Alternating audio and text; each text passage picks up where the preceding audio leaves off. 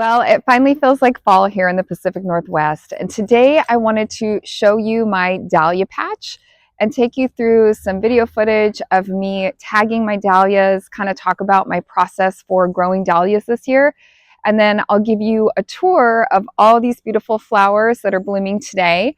And then be sure to stick around to the end of the video because in the end of the video, I have a photography tour of every single dahlia bloom that I grew this season.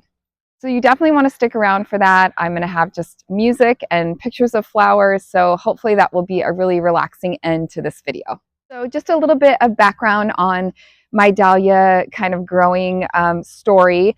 Last year was probably my first year growing dahlias more seriously, where I went and bought, a bunch of dahlia tubers at the store. I pre-sprouted them, and then I actually grew them in the ground.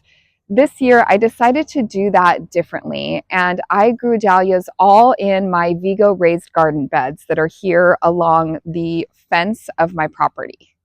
All my dahlia tubers from the ground, I divided them and I stored them over the winter. Now, I have different videos about that process, and I will link them in the description of this video if you're interested. Basically, I tried my best to divide them. I stored them in plastic wrap and kept them in my garage away from freezing temperatures. And they did pretty good. I only lost a couple.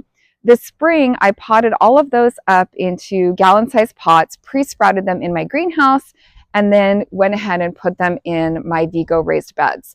So this season, they have all been sort of contained in these raised beds. And my plan was to corral them, basically to put stakes in the corner and like corral them with some jute or twine or whatever. And I'll be honest, that part never really happened. And unfortunately, a lot of my dahlias are all flopped over at this point in the season, which is kind of a bummer and not the best thing for a video like this to share with you. But like any gardener, I learn things every year. Every year I try different things. So this year I definitely am regretting not putting in some better stabilization for my big dahlias. With that being said, I did get a ton of beautiful blooms. I've been harvesting off them all year, and I do have a little roadside flower stand.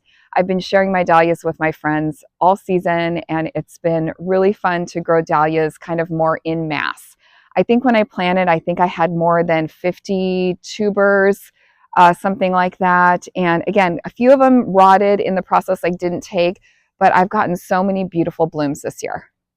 Now here we are, mid-September. It's starting to get cooler temperatures and more damp at night. So I know my dahlia patch isn't going to last too much longer. So before it's all said and done, I really wanted to just take you on a little tour of the dahlias. And then the next video clip talks a little bit about me cataloging the dahlias and what I'm doing to sort of label them and preserve some of the blooms. Also preface this video by saying I do not know the names of every single dahlia tuber that I grew. I actually took a lot of the photos that I captured this year and I put them into ChatGPT and tried to get AI to identify them. And the funny thing is AI couldn't even identify every dahlia. Like for each picture I would put in, it would give me a few options. But that's definitely something I think that when I have more time this winter, I would like to sit down and really, research this a little bit more. But please know in this video, I won't be giving you the names of every single dahlia that I grew. I'm not that much of an expert yet. I have some tags and things that I've kept throughout the season, but a lot of it is just kind of, just to enjoy the blooms.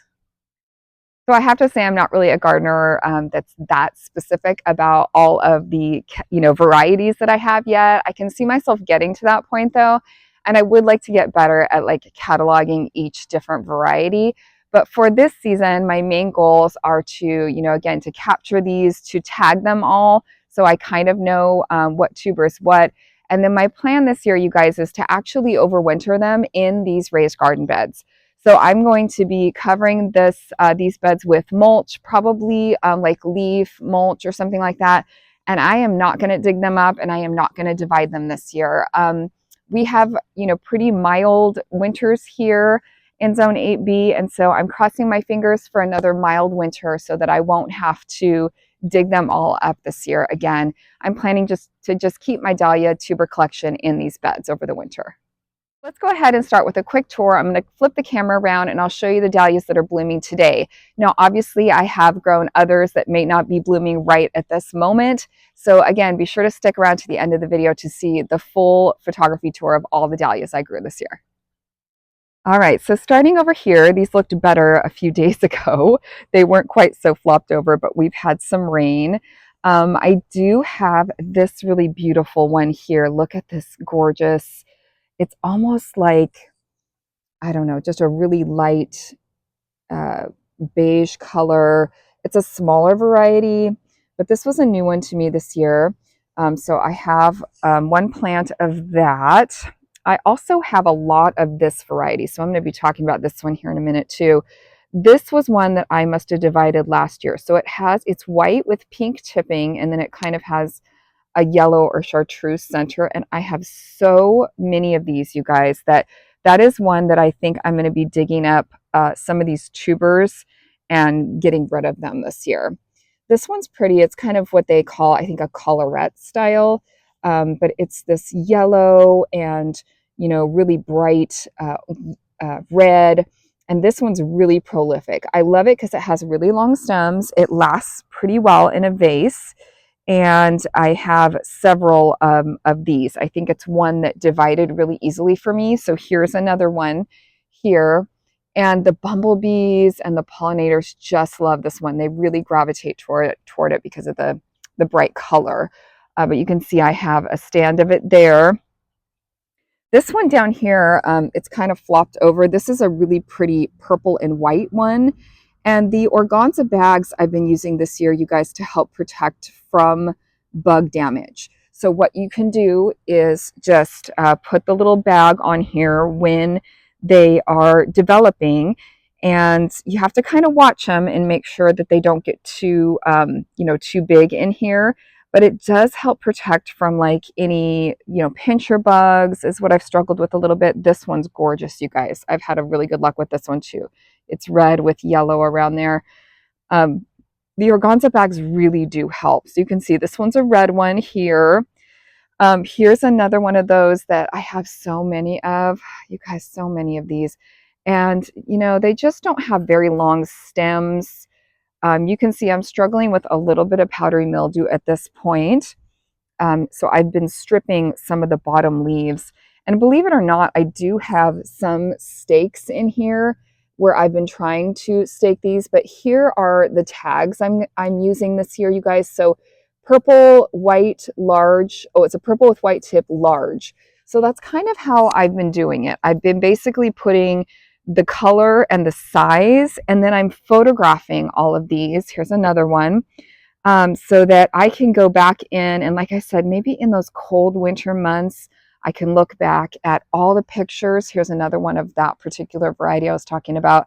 I can look back at all those pictures and really like try to identify exactly what I have and make a more proper list.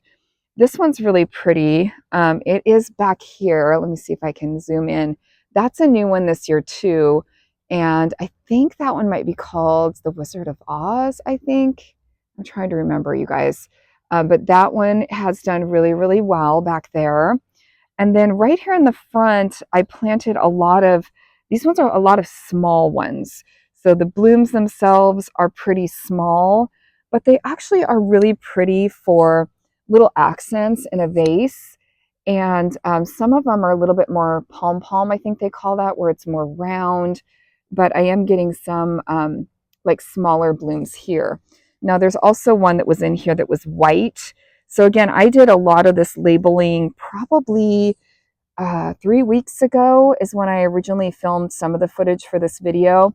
And again, the dahlias were looking a little better back then, and I should have done more of a tour at that time because they weren't quite so heavy and flopped over. But this one's really pretty. So these kind of smaller, a smaller variety through here. And then back in here, I have a purple one. Let's see if I can zoom in. It's kind of a lavender purple one that also has been really prolific back in there. So I do think that using these raised beds is a good idea. I think that my staking definitely needs help. So I put basically 4 big stakes in each one, And again, my plan was to corral them, but I just waited too long. But you can see, I mean, I've got a lot of dahlias here. I've got basically 4 garden beds of dahlias. Now, this one, I did end up pulling some of the tubers just recently because they were really just not doing well and they had really bad powdery mildew and they were all this variety. I don't know why this variety, it must have been when I divided that they just took really, really well, but they're all this.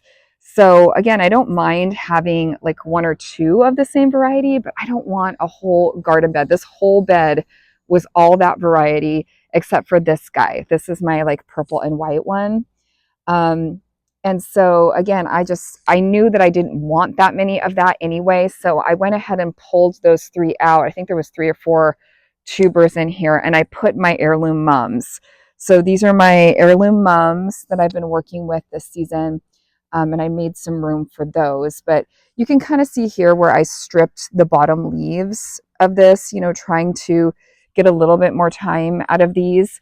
And you can also see down here where I am, you know, trying to label these. So real close to the bottom, you know, putting the labels on and at least trying to have some sense of what I have. But I definitely think at the end of the season, you know, if it's ones where I know I don't want it or I don't want that many of them, I definitely am going to pull them out and, you know, I can share the tubers with friends or family, or I can give them away or whatever, you know. Dahlia patch is looking a little sad right now, but you guys, it was glorious. I had so many dahlias this year and I really enjoyed growing them. So I have a little bit more footage in this video and I'll go ahead and play that now for you. But I just wanted to give you kind of an overview of sort of what I've done differently for my dahlias this year, what worked, what didn't. So I definitely think my staking system didn't work. I think that this bed here is overcrowded. And that's another thing I might do. Once all this foliage is gone and I'm just down to the tubers, I might go ahead and remove some things, you know, move things around a bit, space some things out a little bit differently. But I just love growing dahlias. Again, I'm pretty new to it, but if you are someone that's been thinking about growing dahlias, or maybe you have more experience than me, leave me a comment and let me know what tips you might have or what has worked for you. Again, I'm really curious to see if these are going to survive here in these raised beds this year over the winter. I'm really hoping that that's going to work. And who knows, maybe I'll get too paranoid and I'll end up digging them all out. I don't know, and dividing them and doing something different next year. But I thought it would be nice if it would save me some work to do that. Now I have some landscape dahlias over here. I'll show you one if I can pan kind of slowly, that come back every year for me. So again, I think that maybe it depends on the kind of dahlia, but like this one here, this is more of like a landscape dahlia. It's a little smaller, but this one comes back every single year. It's got this beautiful dark foliage. So I'm thinking, well, if this one can survive in the ground, then surely some of my other tubers there can survive in the raised beds. I mean, that's my thinking anyway. I also have this more landscape one here, this pink one that comes back every year. So I think the zone, you know, since I'm 8B and it is pretty, like I said, we don't have really, you know, terrible winters here as far as like snowpack and things like that. I think I might be okay with overwintering some of my dahlias this year, but it'll definitely be an experiment. And here are the dahlia tubers that I just pulled and removed. So you can kind of see why it's important to label these now, you know, or when you have blooms, because there is no way to tell from the tuber what varieties you have here. I mean, this is all that you will see when you dig them up, or when they go dormant, I should say. So again, I'm trying to put these labels on here, but I know that this is all that same variety. Now, my next step after these kind of cure for a couple days is I'm going to get rid of more of the stalk, kind of clip that more, you know, closer to the base here, get rid of some of that. And then I will just go ahead and keep these. You can keep them in, there's all sorts of, you can keep them in a medium, like a sawdust medium. for vermiculite. For me, I just wrapped them in saran wrap. And so, but for these ones, since it is the fall, I might just go ahead and share these now and see if anyone would want to plant them up. And again, try to do what I'm doing and just overwinter them in the ground. But I knew I didn't want this many of that particular variety. I also came up with a little bit of a system here with the colors of the tags. So for instance, these ones that are white are all the white variety. Some of the other ones that I have that are pink varieties, I tried to use pink tags. If it's more of a yellow-orange variety, I tried to use a yellow tag and so forth. So there was a little bit of color coding that went on with my tagging system as well. Yeah, do you like Dahlias, Midnight? Yeah. Oh my gosh, you're in my potato bucket. All right, so I thought I would share with you my dahlia process here. I am trying to tag all of my dahlias right now while they're in bloom.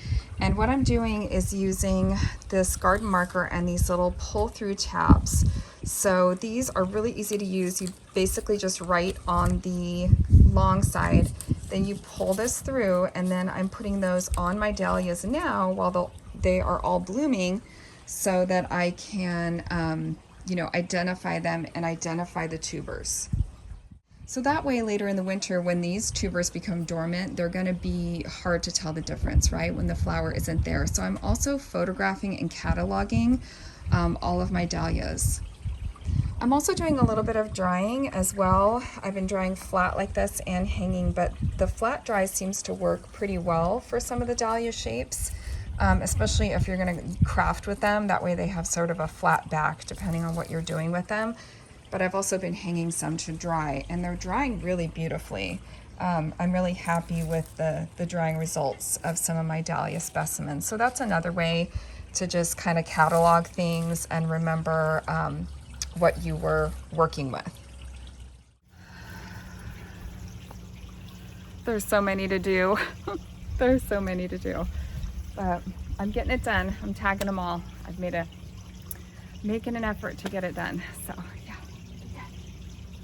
trying to stay out of the pollinators' way. They're not happy with me right now, and you have to like get in there to get this done. You have to like get on in there. So it's been kind of trying to stay out of their way a little bit here, but I still see more that I need to tag, and then I need to photograph a bunch of them too. So I got to turn this off so I can do that.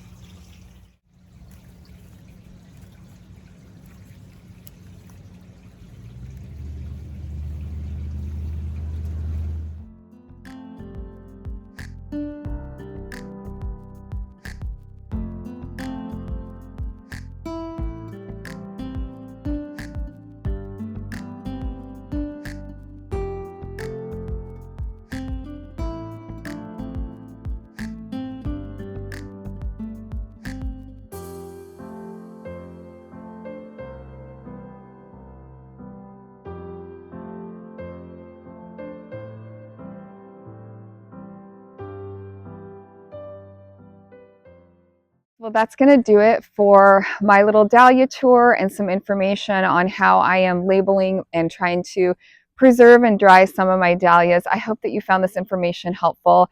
Now go ahead and stick around for the photography tour. You don't want to miss this part. It's so beautiful. So grab a little cup of tea and sit back for the next couple minutes and just enjoy all my beautiful dahlia blooms. If you grow dahlias or have any comments for me, please go ahead and leave me a comment. I do read all the comments and try to reply to them, and it really is nice to hear from you guys. So let me know, what dahlias have you grown? Have you been thinking about growing dahlias? What are your favorite varieties to grow, and which ones should I try next year? Thanks again for watching this video. If you liked it, could you subscribe to the channel and share it with a friend? If you need me, I'll be doing some gardening. I'll see you guys next time. Bye.